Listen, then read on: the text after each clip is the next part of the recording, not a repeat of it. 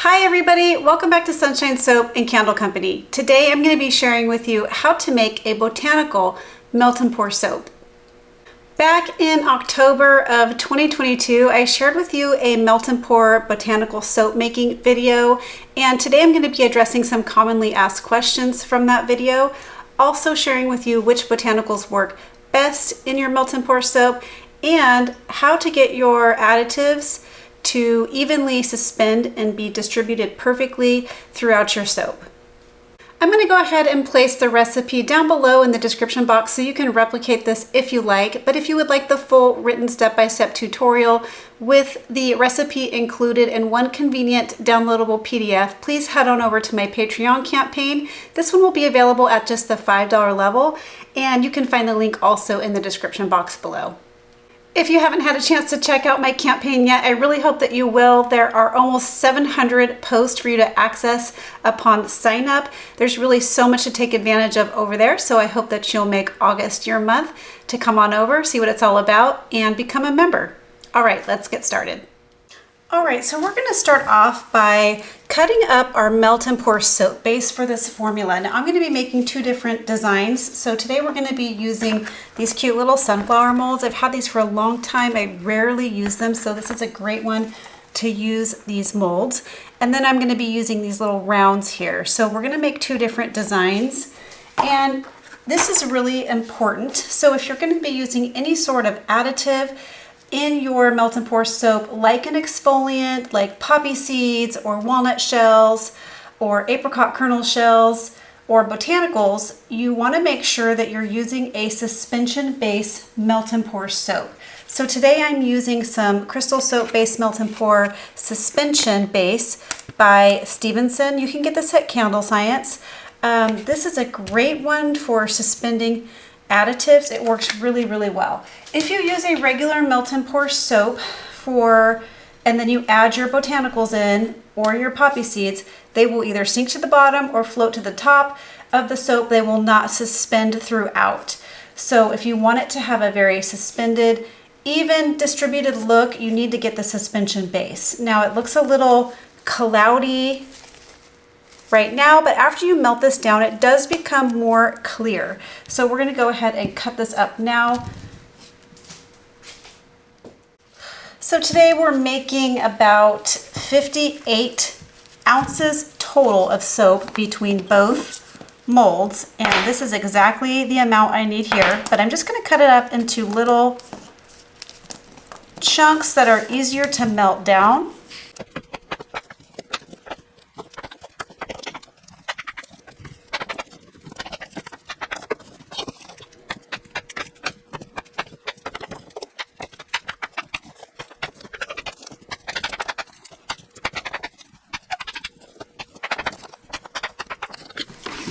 All right, we're going to go ahead and weigh off what we need for the little sunflower mold first.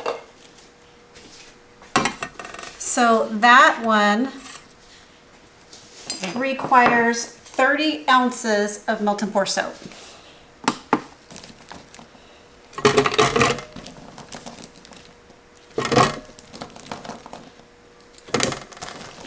This may not be big enough. See if we can get it all in there.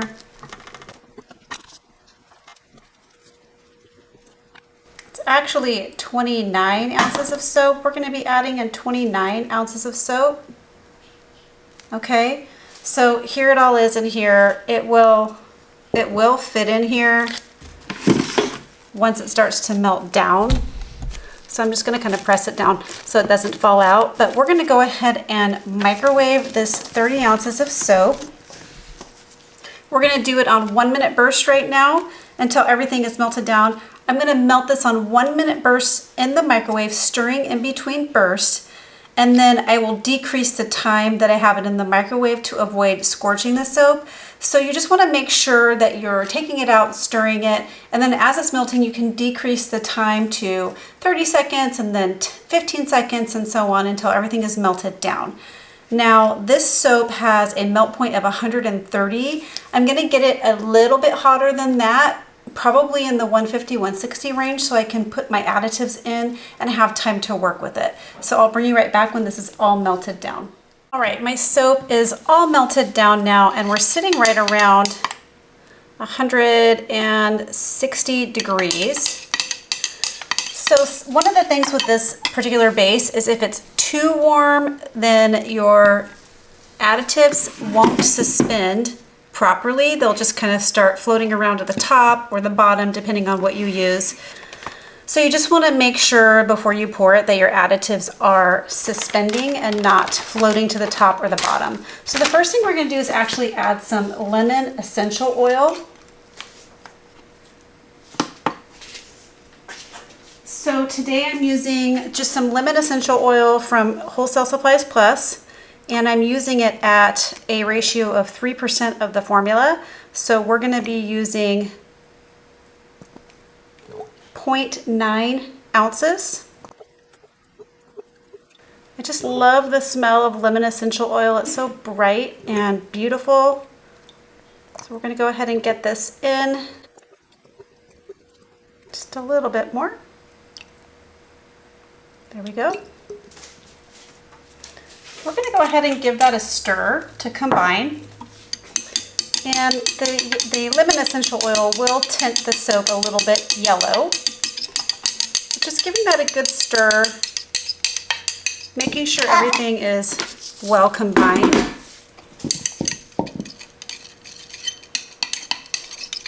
And then we're going to go ahead and add in some Botanicals. So for this soap, I'm going to be adding in some calendula petals. Now, a note on Botanicals. In my last melt and pour soap video where I added Botanicals, a lot of you had questions regarding the Botanicals turning brown. And yes, that is true. The only botanical that you can use in soap that's not going to turn brown is the calendula petals. They stay this nice, beautiful golden color. They almost look like they reflect the light a little bit in a melt and pour soap.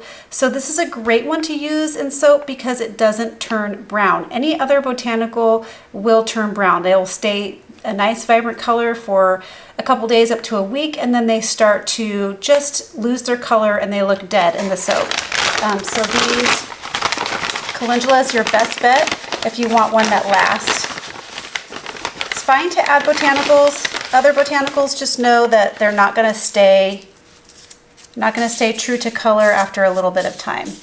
So I'm going to start by adding just a little bit of calendula. I really like the Botanicals from Brambleberry. I think they're the best quality in my opinion. They're just always a beautiful color. They look like, sometimes when you get Botanicals from certain companies, they look a little bit beat up and kind of ragged. And I like that the calendula petals from Brambleberry always look beautiful and whole and bright and a vibrant color. So you can just eyeball how much you want to add. I don't think I'm going to be adding any more, but as you can see, it's suspending beautifully in the melt and pour. So the next thing I'm going to do is add a little bit of poppy seeds for exfoliation, just to give it a little bit of texture and variance in design. So again, you're just going to add in, just eyeball it, but know with the poppy seeds that a little goes a long way as far as the way that they feel on your skin. If you add too much, they can get a little harsh.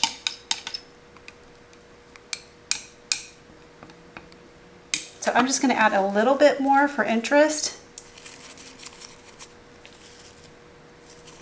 These are organic poppy seeds. And everything is suspending beautifully. Just want to make sure I get it now evenly dispersed so that all the soap has the same amount of poppy seeds and petals. So this is what it looks like right now.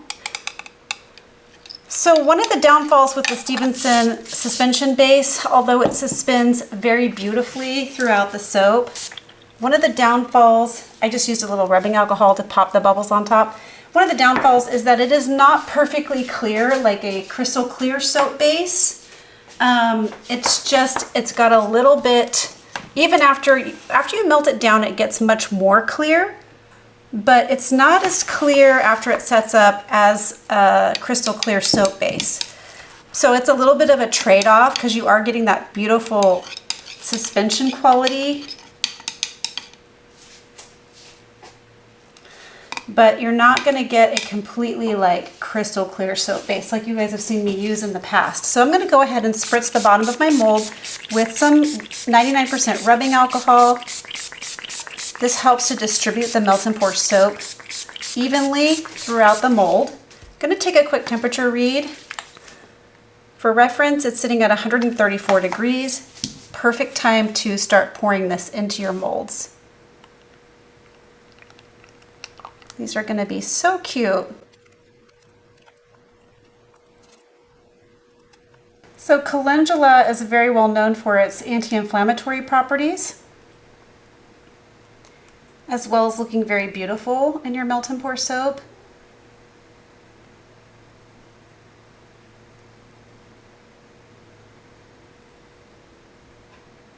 So not really enough to fill up that last one, so we'll just go ahead and top off these soaps here. And then I'm going to give it one more spritz of rubbing alcohol just to pop any bubbles, make it look a little more smooth on the top. So we're going to allow these to set up, and then I'll get going on the second batch. Okay, so for this next one, we're going to do a little bit of a melt and pour like swirl design. So I'm going to divide the rest of my soap between these two pour pitchers here. And I'm using the ones with the long spouts on purpose, and that will make more sense as I pour. You guys know I've talked about my love-hate relationship with these pour pitchers here with the long spout. For cold process soap, your soap has to be extremely runny for it to kind of flow through the narrow spout. So sometimes I just don't like cleaning them out. If you can keep your soap very runny, you know, then it works. Now for this soap, I'm going to go ahead and add a little bit of titanium dioxide dispersed in water in 1/2. So I'm going to add that now before I melt it down. This is just a little trick of the trade. You don't have to buy white melt and pour soap. You can color it yourself white, and it's less expensive. All you have to do is take a little bit of titanium dioxide, the water soluble type, and then dissolve it in your water and then disperse it in your soap, and you'll have a white melt and pour. And that's all they do anyway. When you're buying white melt and pour soap, is they just add a little titanium dioxide. Okay, I'm gonna go melt these two halves down. I'll bring you back for the next step. All right, both halves are melted down now, and they are again sitting right around that 160 degree range, 160 degrees Fahrenheit. So we're gonna go ahead and add in our fragrance oil first. And I'm adding in the lemon essential oil again to this one. So each half, so this was 28 ounces of soap combined. So for each half, I'm going to be adding in 0.4 ounces of lemon essential oil. Again, this is at a 3%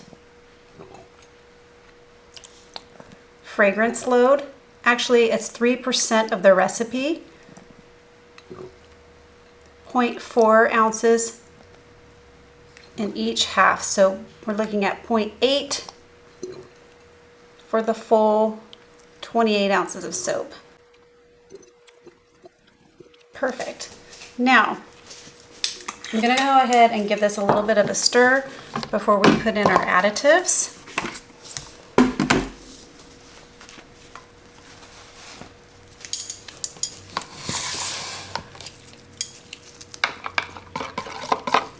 Just giving this a stir to combine that essential oil. smells so good. Getting this nice and dispersed. The soap is nice and white, so as you can see, that essential oil does not tint the white part yellow, so it's going to be beautiful. So what we're going to do next is just place our additives in here. So I am using the calendula petals again, but I'm going to be placing them in just the clear half this time. And I'm going to be using the poppy seeds in the white half. I'm going to start by just adding in that much and see how I like it.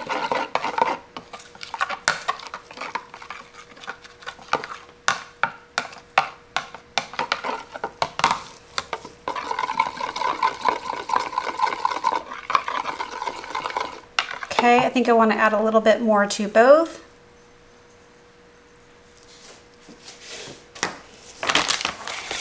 Just a little bit more calendula.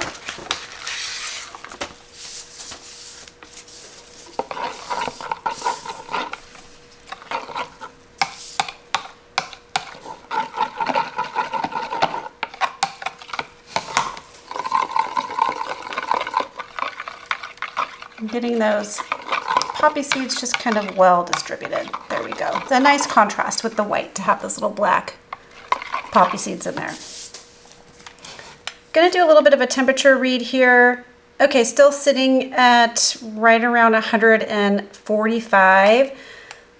We're gonna allow this to cool down a little bit because, again, I want everything to stay suspended and to get a nice swirl with the melt and pour soap in the molds. It's important that the soap is a little viscous when you pour it so that they don't just immediately combine and get muddied up. So we're going to allow these to cool down before we pour. All right, we're sitting in kind of the high 130 range at the moment. We're going to go ahead and give this a try and see what kind of result we get here, because it does take a little bit of patience to pour to make the swirl, and I do want plenty of time to work. So I'm just going to give a little bit of a stir just to make sure my petals and everything are well distributed. Same with the poppy seeds. Get those nice and distributed. They seem to be suspending really, really well. I'm going to spritz the bottom of my mold with some rubbing alcohol again. And then we're going to go ahead and kind of do like a little bit of an alternating type of swirl. I'm going to just hold one in each hand and try to pour as evenly as possible. So if you notice you're getting too much on one half, you can just sort of back off of it a little bit. And just kind of, you know, create a little bit of a swirl with your soap as you pour. Very pretty. It's going to give a nice swirl design here. Very good. So the spouts are helpful in getting the soap just kind of like, you can pour a little closer because you can get the spouts down low. You can create a little bit of a wave design like that. Very beautiful. Very nice. So I'm just going to take my alcohol and spritz the top, make sure I'm popping any bubbles. These are going to be gorgeous. And then we'll come back in and do the other mold here. Now, if you're starting to form a little bit of a skin on your soap, go ahead and give it another stir. It's also helpful if you have your rubbing alcohol to kind of spritz the top a little bit. That helps to kind of keep the skin at bay while you're pouring. There you go.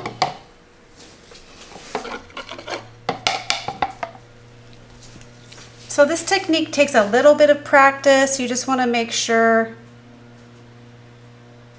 that you're trying, you just want to make sure that you're trying to use up the soap evenly so that each little cavity here gets a little bit of each soap.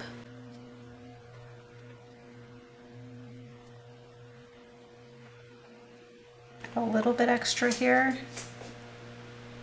Gosh, I don't want to mess up any of the beautiful swirling I've got going on. Okay. Again, just gonna take my rubbing alcohol, give this a little spritz. That's gonna look so gorgeous. And with melt and pour soap, it's so easy to use because you literally just melt it and pour it in.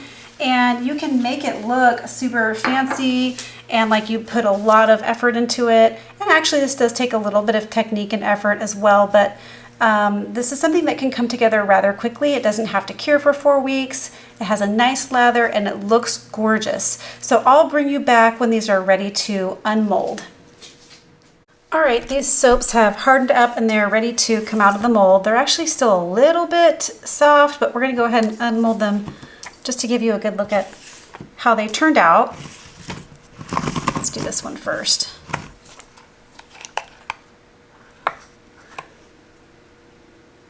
So here's the little sunflower ones. They turned out so cute. I wonder if the camera's picking up the little poppy seeds and the calendula petals, but it's really beautiful. So like I was saying earlier, you see that this isn't a totally transparent soap base, but still very, very beautiful. So cute.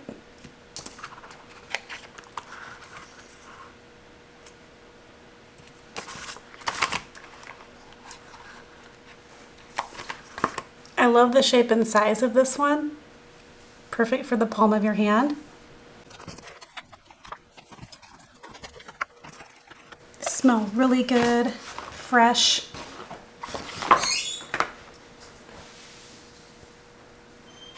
All right, on to the next one. I'm really excited to unmold these swirled looking ones.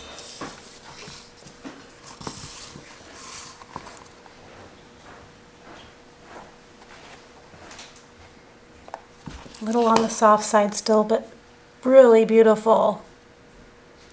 I love that contrast. So pretty.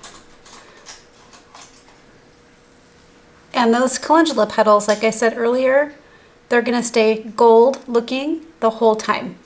They're not gonna go brown on you. So beautiful. Each one is unique, which I also like.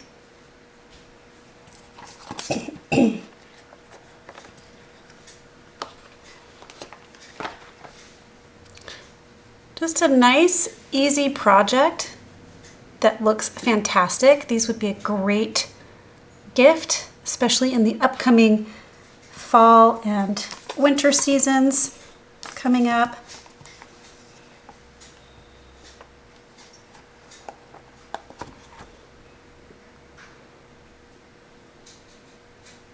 That one's got some more swirling on this side and just through the middle here. Very pretty. And there's the last one.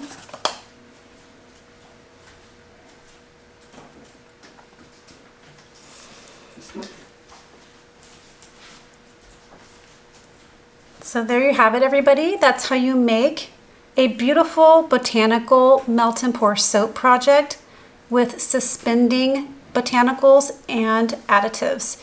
I hope you liked this video. If you did, please remember to give it a thumbs up. Please leave me some comments and questions below. That really means a lot to me. Share this video with a friend, and why not subscribe to my channel? All right, everyone, catch you on the next video. Bye. Keep shining.